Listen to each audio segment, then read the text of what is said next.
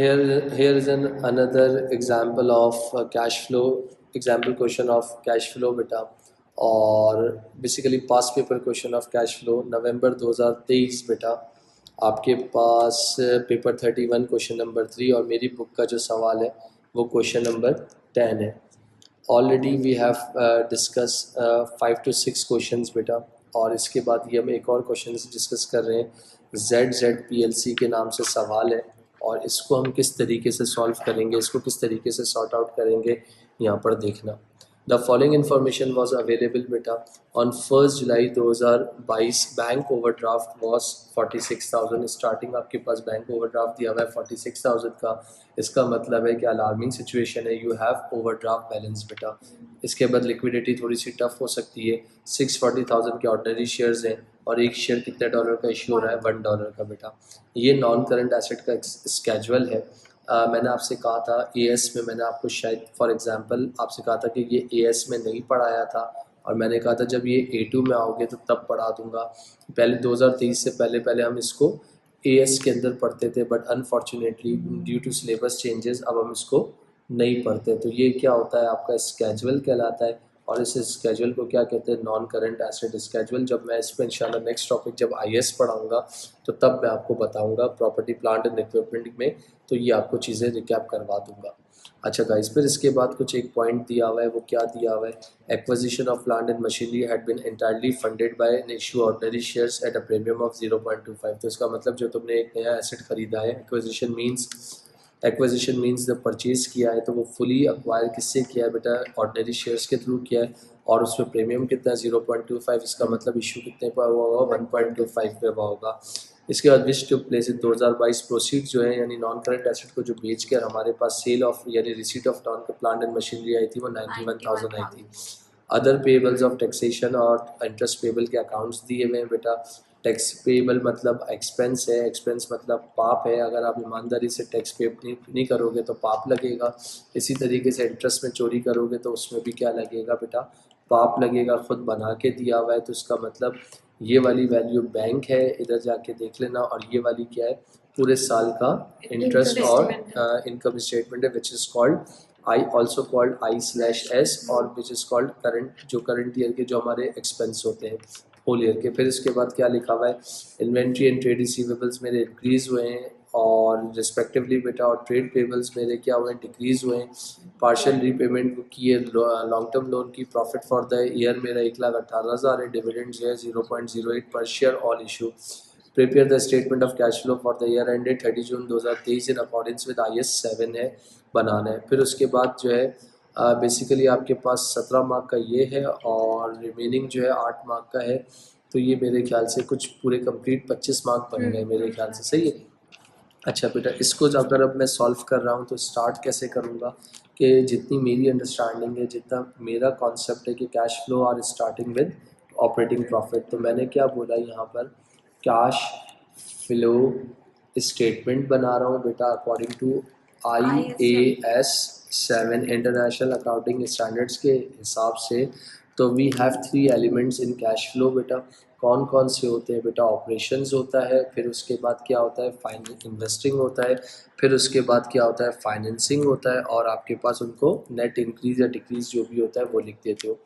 तो according to start operating profit, जिसको आप क्या बोलते हो बेटा, PBIT बोलते हो, और इसका तीसरा नाम क्या है बेटा, profit from operation.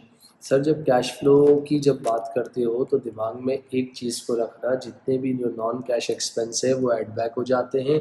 Income statement में हम अक्रूवल्स बेसिस अकाउंटिंग फॉलो करते हैं। वो एक्सपेंस जो अभी आउटफ्लो हुए नहीं है उनको भी हम रिकॉर्ड कर देते हैं, मगर कैश फ्लो में हम उसको नहीं रिकॉर्ड करेंगे। वो इनकम जो अभी तक रियलाइज़ नहीं हुई वो हम इनकम स्टेटमेंट में उनको भी रिकॉर्ड कर देते हैं, मगर कैश फ्लो में उसको हम माइनस कर देते हैं, ताकि हमें पता चल जाए actual movement of inflows and outflows मुझे पता लग जाए। तो सर प्रॉफिट फ्रॉम ऑपरेशन की बात कर रहा हूँ, तो या in this question we have profit from operations कितना दिया हुआ है, 1,18,000 का दिया हुआ है।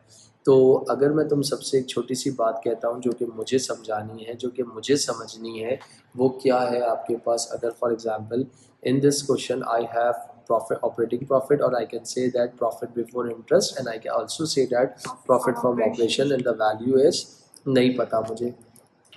एंड द वैल्यू इज मुझे नहीं पता, फिर उसमें से मैं क्या करूँगा, लेस क्या कर दूंगा, इंटरेस्ट माइनस कर दूंगा। अगर इंटरेस्ट पेड जितना किया होगा वो मुझे देखना है, तो इंटरेस्ट पेड मैंने कितना कर दिया था इंटरेस्ट पेबल के अकाउंट में, मेरे ख्याल से 40,000 का था।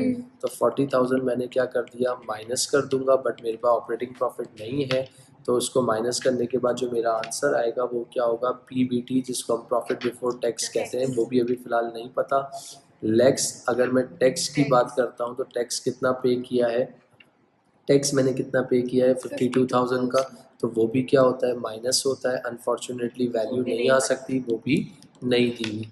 तो भाई इसके बाद इन सबको जब तुम सॉल्व कर लोगी तो तुम्हारे पास क्या आना चाहिए, profit for the year, but वो तुम्हारे पास क्वेश्चन में दिया हुआ है। तो रिवर्स वर्किंग के थ्रू जाके तुम कितना दिया हुआ है, मेरे ख्याल से 1 लाख कुछ, मैंने अभी देखा था 1,18,000 का दिया हुआ है। तो ये देख लीजिएगा, profit for the year was 1,18,000। तो यहाँ मैंने 1,18,000 लिख लिया बेटा, और 1,18,000 था, रिवर्स वर्किंग के थ्रू जा रहा हूँ, ये माइनस होगा, तो यहाँ क्या हो जाएगा, प्लस होगा। तो क्या आंसर आ जाएगा मुझे बता दो प्लीज़।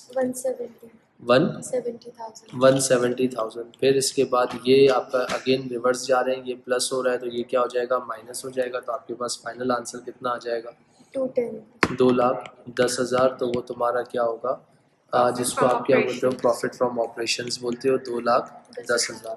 फिर उसके बाद आप देख लेना नॉन कैश एक्सपेंस। तो नॉन कैश एक्सपेंस में सबसे पहले अगर मैं आपसे बात करता हूँ तो यहाँ पर कौन कौन से नॉन कैश एक्सपेंस होंगे, डेप्रिसिएशन होंगी। तो डेप्रिसिएशन के लिए लैंड एंड बिल्डिंग है, तो लैंड एंड बिल्डिंग में आ जाओ।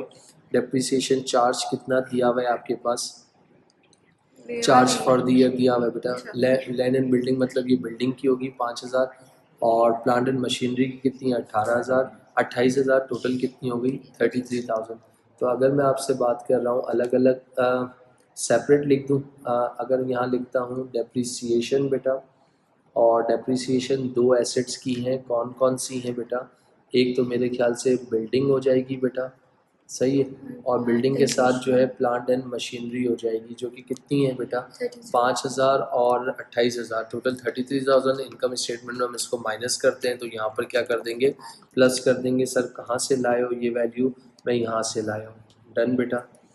इसके बाद आपके पास gain on disposal, gain on disposal की अगर बात कर रहा हूँ तो गेन ऑन डिस्पोजल जो है इसका मतलब तुम्हें बनाना पड़ेगा, कैसे बनाना पड़ेगा वो यहाँ पर देख लेना, क्योंकि मेरे ख्याल से अगर तुम वर्बली भी निकाल सकते हो, बट मेरा सजेशन है कि बना लो तो ज़्यादा अच्छा है। तो यहाँ पर मैंने क्या लिख दिया, डिस्पोजल अकाउंट लिख दिया, और डिस्पोजल अकाउंट की बात कर रहा हूँ तो डिस्पोज, बिल्डिंग डिस्पोज नहीं हुई थी, डिस्पोजल की कॉस्ट यहाँ कितनी है भाई, यहाँ पर देख सकते हो डिस्पोजल की जो कॉस्ट है वो है 1,00,000, कितनी लग रही है। एक्विजिशन जो है तुम्हारा, 1 मिनट रुकना, एक्विजिशन तुम्हारा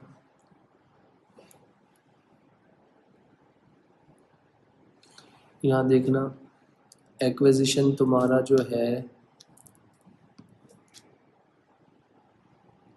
200,000 है, सही है। लाइन बना लेता हूँ, डिस्पोजल है 130,000, और डिस्पोजल की जो डेप्रिसिएशन है वो कितनी है, 52,000। तो इसका मतलब यहाँ लिख दिया मैंने कितना, 130, यहाँ लिख दिया 52, और मेरे ख्याल से डिस्पोजल की जो रिसीट थी वो कितनी थी, मैंने कहीं देखी थी 91,000। तो इसका मतलब इन सबको सॉल्व कर लो कि कौन सी साइड तुम्हें दिखने में हैवी लग रही है। 91 और 52 कितना हो गया, ये हो गया 143 में से 30 निकाल दो तो इनकम स्टेटमेंट गेन कितने का आ गया बेटा, 13 का आ गया। तो यहाँ पर क्या हो जाएगा बेटा, गेन ऑन डिस्पोजल है, ये वो इनकम है जो अभी तक हमें रिसीव नहीं हुआ, तो इसको मैं क्या कर दूंगा, यहाँ पर लिख दिया ऐड बेटा, और यहाँ पर लिख दिया लेस, किस नाम से बेटा, गेन ऑन डिस्पोजल। तो गेन ऑन डिस्पोजल कितना हो गया, 13,000। जी मेरा बेटा, हम इसे ऐसे याद कर सकते हैं कि जो इनकम स्टेट में ऐड हो रहा है वो यहाँ लेस हो जाएगा, और जो डेफिनेटली कर लेस है वो सकते हो, ऐड डेफिनेटली कर सकते हो। उसके बाद क्या हो गया, यहाँ पर इन ट्रेड रिसीवेबल्स इन्वेंट्री थोड़ी इंक्रीज हुई थी, इन्वेंट्री इंक्रीज होने का मतलब क्या हो गया, लेस होगा, क्योंकि पैसे नहीं आए बल्कि हमने और यहाँ पर क्या ले ली, तो इंक्रीज इन इन्वेंट्री, वैसे हम डिफरेंस लेके करते हैं बट इन्होंने यहाँ पर डायरेक्ट इंक्रीज़ की वैल्यू दी हुई है। कितनी दी हुई है इंक्रीज़ इन इन्वेंट्री? 17,000। तो यहाँ पर मैंने क्या कर दिया भाई, इसको लेस कर दिया। फिर इसके बाद आपके पास ट्रेड रिसीवेबल्स भी मेरे ख्याल से इंक्रीज़ हुए थे, पैसे नहीं आ रहे बल्कि हम उनको और उधार माल बेच रहे हैं, तो लिक्विडिटी इश्यूज हो सकते हैं। ट्रेड रिसीवेबल्स वो कितने से इंक्रीज़ हुए? 19,000 से, तो इसलिए इसको भी मैंने क्या कर दिया, माइनस कर दिया।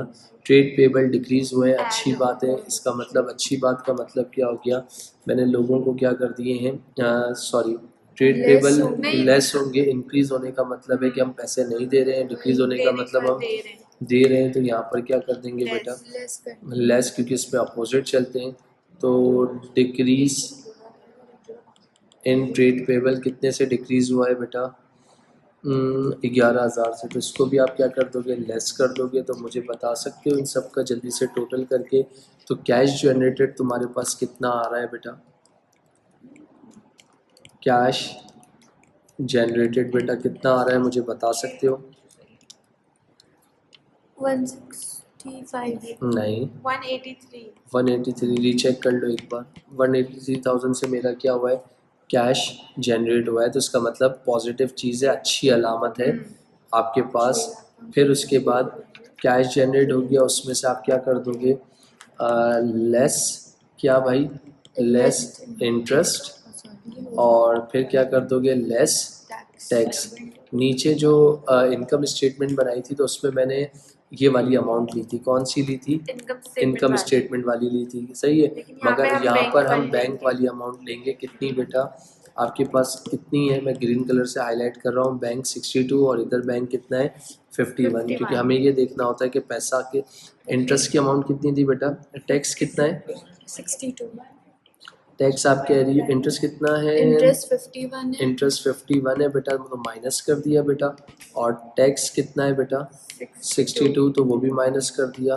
तो मेरा जो फाइनल आंसर होगा वो मुझे बता सकते हो? अगर मैं फाइनल आंसर की बात कर रहा हूँ तो वो मुझे जो मेरा बनेगा वो क्या बन जाएगा, कितना बता रही हो? 70,000। एक मिनट रुकिएगा, आप कह रही हो 70,000 पॉजिटिव बेटा? तो 70,000 इसको हम क्या बोलेंगे, net cash flow from operating activities बेटा। उसके बाद आप कौन सी हेडिंग डाल दोगे बेटा, इन्वेस्टिंग एक्टिविटी की डाल दोगे बेटा। देखिए याद रखना, ऊपर नीचे बिल्कुल मत करना, इसका मतलब आप आईएएस के अगेंस्ट चले जाओगे। आईएएस 1 यही कहता है, प्रेजेंटेशन ऑफ फाइनेंशियल स्टेटमेंट बेटा। तो ये आपके पास क्या हो गई भाई, इन्वेस्टिंग एक्टिविटी हो गई। इन्वेस्टिंग में मैंने क्या किया, less purchase of non current asset, और दूसरा क्या हो गया, add sale of non current asset. तो इसका मतलब क्या हो गया, purchase of non current asset, purchase of, देखो भाई बिल्डिंग के इसमें आओ, बिल्डिंग तो कोई एक्विजिशन कोई हुई नहीं है। 2 लाख रुपए का तुमने प्लांट एंड मशीनरी खरीदा है, अच्छा बेटा, और तो कोई तुम्हारे पास एसेट मौजूद नहीं है। तो यहाँ पर मैं क्या कर दूंगा, purchase of plant and machinery कितना कर दूं बेटा, 2 लाख 2 लाख बेटा। तो 2 लाख लिख दिया। Sale of non current asset 91,000 लिख दिया। इनको ज़रा सॉल्व कर लो मेरे बच्चों, कितना आ जाएगा। तो 2 लाख में से 91 निकाल दो। 2 लाख क्यों लिखा है जब एक्विजिशन कितनी हुई है बेटा, plant and machinery, done, 1 lakh negative positive मेरा बेटा, नेगेटिव एक मिनट रुकना, आप कह रही हो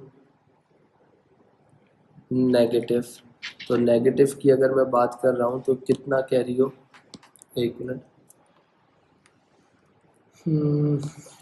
आप कह रहे हो 9,000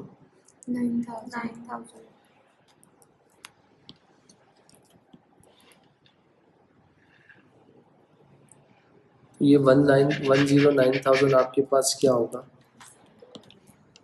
नेगेटिव 109,000। तो इसको आप क्या बोलोगे, net cash flow from investing activities. Activities बेटा। तो फिर इसके बाद अगर आप इसको भी छोड़ दो, अगर आप छोड़ देते हो तो ये आ गया। फिर इसके बाद आप कौन सी हेडिंग डाल देते हो? फाइनेंशियल। फाइनेंसिंग, एक मिनट। फाइनेंसिंग एक्टिविटीज़ बेटा। शेयर्स। अब ये थोड़ा सा यहाँ पर देखना, थोड़ा सा लॉजिकल चीज़ होगी, थोड़ा सा स्ट्रक हो गए। उन्होंने कहा था नए शेयर्स इशू हुए हैं और उसकी फंडिंग जो है नॉन करंट एसेट इस्तेमाल होने में हुई है। सही है। अब वो क्या है, अगर मैं सबसे पहले अगर इसकी बात कर रहा हूँ तो आप लोगों ने कोई लोन रीपेमेंट किया था कुछ? हाँ, मुझे याद पड़ता है कोई लोन रीपे किया था। लोन रीपे क्या किया था? ये रहा 20,000 वॉज मेड, ऐसा ही है। तो इसका मतलब मेरे पास क्या हुआ, लेस करना पड़ेगा। क्यों? पैसे चाह रहे हैं तो 20,000 से क्या कर दिया, माइनस कर दिया। इसके बाद आप लोगों ने क्या पे किया था? डिविडेंड पे किया था। सही है। और डिविडेंड पेड कैसे निकालूंगा, अभी रुक जाना। और इसके बाद क्या हुआ था, कोई नए शेयर्स आप लोगों ने इशू किए थे, ऐसा ही है। तो अब नए शेयर्स की अगर बात कर रहा हूँ तो ये थोड़ा सा इशू आएगा इस जगह पे। शेयर्स जब इशू हुए तो मतलब पैसा आएगा तो हमें। एक मिनट रुकिएगा। लोन रीपेड, एक मिनट, लेस कर दिया मैंने क्या, लोन रीपेड, इधर रुकिएगा, कितना किया था? 20,000।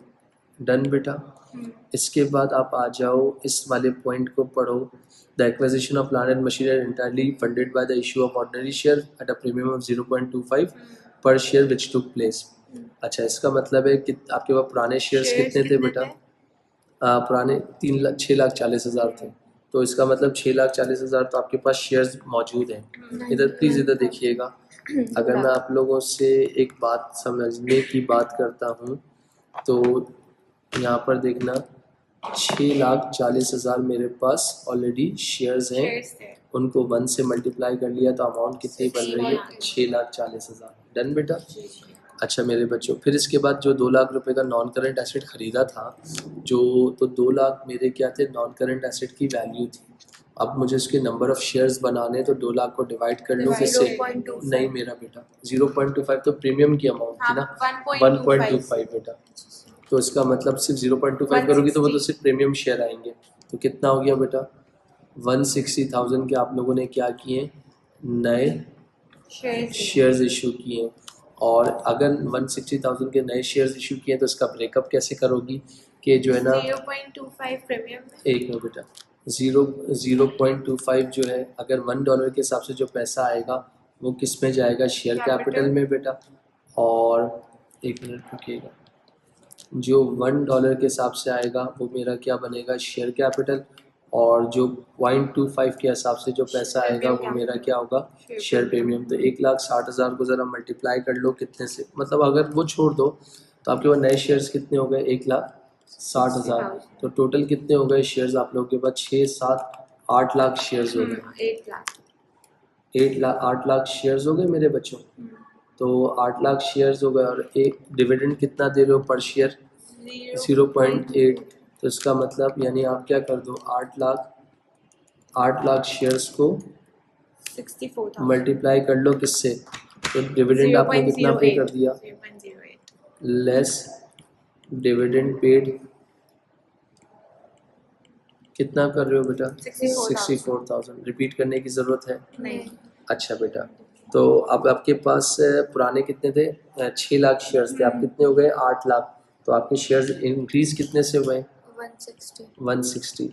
तो टोटल आपके कितने इंक्रीज? 2 लाख से शेयर्स इशू हुए हैं ना। क्योंकि अगर मैं बात करूँ 160,000 इंटू 1 करो तो 160,000, और 160,000 इंटू 0.25 करो कितना हो गया? टोटल तो 2 लाख है ना अमाउंट। 40,000। तो 160 प्लस 40, तो इसका मतलब 160,000 का तुम्हारा क्या है? प्रीमियम है, और सॉरी शेयर कैपिटल है। और 40,000 जो मैंने नॉन करंट एसेट खरीदा था उसकी फंडिंग से मैंने शेयर इशू किए हैं। तो 2 लाख को डिवाइड कर रहा हूँ 1.25 से, तो मेरे पास ये 160,000 शेयर्स आ गए। अब ये जो 160,000 शेयर्स हैं तो ये आपके पास क्या है? डायरेक्ट प्रीमियम जो 1.25 जो आपके पास टोटल शेयर्स आ गए, मगर तो इसका मतलब मेरी वैल्यू कितनी फंडिंग हुई हुई थी, 2 लाख रुपए की हुई थी। तो 160,000 को मल्टीप्लाई कर लो कितने से, $1 से, तो 160,000 हो गया। 160,000 को मल्टीप्लाई कर लो 0.25 से, तो कितना हो गया, करो 40,000। तो 160 प्लस 40 टोटल अमाउंट कितनी हो गई, 2 लाख हो गई। हाँ सही है। तो इसका मतलब क्या हो गया, यहाँ पर मैंने क्या लिख दिया, शेयर इश्यू बेटा 2 लाख, क्योंकि इसमें प्रीमियम भी क्या है, इंक्लूड है। तो अगर प्लीज़ बेटा इसको ज़रा सॉल्व करके बता दो ना मुझे। -20 -64 -84 -84 प्लस 2 लाख कितना आएगा, 120 120 नहीं होगा मेरा बेटा, 20,000 116 जी बेटा 116,000 एक मिनट बेटा, हाँ 116 आप कितना बोल रही हो, 116 116 पॉजिटिव है बेटा, तो उसको क्या कहोगी, net cash flow financing activities from financing activities बेटा। इन सब को अगर मैं आपसे कहता हूँ प्लस माइनस कर लो, तो आपके पास कितना फाइनल आंसर आएगा, ऊपर दिखाया ना वैल्यू जी बेटा,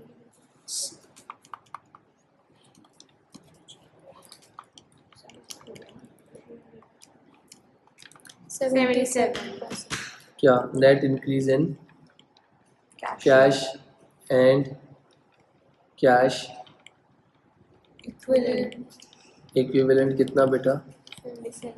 जी बेटा 77. 77,000। तो इसका मतलब एक अच्छा इम्पैक्ट आपने बिल्डअप किया है, यानी जो आपके जो ओवरऑल जो बिजनेस ने कैश फ्लो जनरेट किया है ना, वो पॉजिटिव जनरेट किया। इसके बाद क्या आपके पास ओपनिंग बैलेंस था क्या, बैंक हाँ का था, गिवन बैंक ओवरड्राफ्ट था 46,000 पहली लाइन में लिखा था। तो यहाँ पर क्या करूँगा, less bank overdraft opening balance या opening cash and cash equivalent जो कि इसमें दिया हुआ है बेटा ओवरड्राफ्ट में, तो -46। तो इनको जब सॉल्व कर लोगी तो आपके पास क्या आ जाएगा बेटा, 31. तो उसको क्या बोलोगी, क्लोजिंग बैलेंस या closing cash and cash equivalent, वो कितना आ रहा है बेटा, 31,000। बट इस क्वेश्चन में हम चेक नहीं कर सकते कि हमारा आंसर सही है या गलत है, इस वजह से चेक नहीं कर सकते क्योंकि वहाँ पर कोई हमें चेकिंग करने के लिए कोई दिया हुआ नहीं है। वरना कैसे सकते वरना फिर आपके पास जो कैश जो बैलेंस शीट का एक्सट्रैक्ट बना हुआ होता है और उस एक्सट्रैक्ट में मेंशन होता है उसी में कि given भाई वो आपके पास जो है ना क्या बोलते हैं, उसमें गिवन होता है कि वो करंट एसेट में होगा या आपके पास करंट लाइबिलिटी में होगा, तो उसके हिसाब से आप उसको कंप्लीट करते हो। तो हियर इज़ द क्वेश्चन आपके पास, रुको एक मैं दिखा भी देता हूँ किस तरह। ये देखो ये क्वेश्चन था, इधर जून मार्च 22 का था, इधर कितना पड़ा हुआ था, cash and cash equivalent positive पड़ा हुआ था 37 का, और ओपनिंग क्लोजिंग में डैश पड़ा हुआ था। तो क्लोजिंग कहाँ थे, ओवरड्राफ्ट में पड़े हुए थे। कितने पड़े हुए थे, यहाँ पर देख सकती हैं आप, ओवरड्राफ्ट कितना था, 242 का। तो इसका मतलब इस सवाल में क्या आया था, जो नेट चेंज डिक्रीज आया था तो पॉजिटिव पड़ा था, तो 242। तो 242 किस में पड़ा है, ये चीज़ है। तो इसके बाद ये पूरा कैश फ्लो का एक क्वेश्चन था जो कंप्लीट हो गया बेटा। मगर अब इसका जो नेक्स्ट रिक्वायरमेंट है वो क्या है, रेशियो से रिलेटेड है। Discuss how shareholders are likely to view the changes in the company capital employed which would have taken place during the calculation are not required. What is mean by capital employed? Capital employed means के equity plus reserves plus non का, अगर simple question है तो equity plus non current liability, but यहाँ थोड़ा सा company related है, equity plus reserve. Your answer should consider separately each element of capital employed. तो capital employed is based on net profit divided by any profit before interest and tax, or I can say that net profit भी use कर सकते हैं, but in this question we have profit before interest and tax, or we have capital plus reserves plus non current liability। तो share capital and premium are part of equity बेटा। तो इसका मतलब है तुम्हारी प्रीमियम क्या हुआ था, इंक्रीज हुआ था 40,000 से, और तुम्हारे नंबर ऑफ शेयर्स भी इंक्रीज हुए थे, तुम्हारी इक्विटी बढ़ी थी। The proceed of share issue were used to increase the revenue generating ability of the business. Control of the business may be diluted, this will be have reduce the gearing ratio, क्योंकि debentures के risk को ख़त्म करेगा, ratio से risk of the business. Unless profit can increase to compensate the increase of number of shares in issue, this will tend to decrease the earning per share, dividend per share. आपके पास क्या होगा, उसको compensate करने के लिए number of shares तो increase होंगे, मगर डिविडेंड पर शेयर अर्निंग्स आपकी डिक्रीज होंगी। क्यों डिक्रीज होंगी? क्योंकि उसमें से आप डिविडेंड देना पड़ेगा, टैक्स वगैरह जो भी होंगे। अगेन रीवैल्यूएशन रिजर्व खुद तुम्हारा अगेन एक इक्विटी प्लस रिजर्व्स है, तो रीवैल्यूएशन इंक्रीज हुआ था equity of the business, but has no new asset were acquired, it will not increase the revenue generating ability of the business. उससे कोई major फर्क नहीं हुआ था, and therefore will not affect the shareholder. The increase in the recording value of the net asset may increase in the market price of the share which may increase the price earning ratio. जिसमें earnings बढ़ेंगी तो जाहिर सी बात है, earnings बढ़ेंगी तो earnings का impact जो है आपके डिविडेंड पे बिलोंग करता है। Earnings divide by number of ordinary shares. फिर इसके बाद आ जाओ रिटेन अर्निंग। तो तुम्हारी retain earning profit for the year is higher than dividend paid. तुम्हारा प्रॉफिट फॉर द ईयर 1,18,000 था, डिविडेंड तुमने कितना पे किया था 64,000, जो कि ज़्यादा था, which means that dividend could have been higher, but some profit has been plugged back into the business. This portion the profit is therefore available for reinvestment in the business. Your profit from operation is 2,10,000 रुपये। Interest निकालने के बाद, tax निकालने के बाद profit for the year क्या हो गया? कम हो गया। जब कम हो गया तो जब तुम उसे डिविडेंड दे दोगे तो उससे तुम्हारा प्रॉफिट और कम हो जाएगा। So it can expand and earn more profit in the future. आपको अपने बिजनेस को एक्सपेंड करना चाहिए और प्रॉफिट को ज़्यादा से ज़्यादा करना चाहिए। और जब आप शेयर होल्डर्स क्या कैलकुलेट करता है प्रॉफिट के लिए? अर्निंग पर शेयर कैलकुलेट करता है। फिर उसके बाद आप लोगों ने क्या किया? लोन रीपेमेंट किया है। जो आपने repayment will decrease the amount of interest payable. जब तुम्हारा लोन रीपे करोगे तो उससे तुम्हारा इंटरेस्ट अमाउंट क्या होगा? वो भी डिक्रीज होगा, which will increase future profit और डिक्रीज कैश आउटफ्लोज। बेटा the repayment of the long term loan decrease capital employed and increase ROC. जब लोन रीपे करोगे तो तुम्हारा कैपिटल एम्प्लॉयड गिरेगा और उससे आरओसी इंक्रीज होगा। तो इसका मतलब आरओसी इंक्रीज होगा तो कॉन्फिडेंस शेयर होल्डर का ट्रस्ट भी क्या होगा? इंक्रीज होगा। इसके बाद यानी हर किसी के 2-2 मार्क्स थे और तुमने वो डिफाइन कर दिया। तो ये 25 मार्क का पूरा एक और कंप्लीट क्वेश्चन आपका नवंबर 2023 पेपर 31 क्वेश्चन नंबर 3 कंप्लीट हो गया।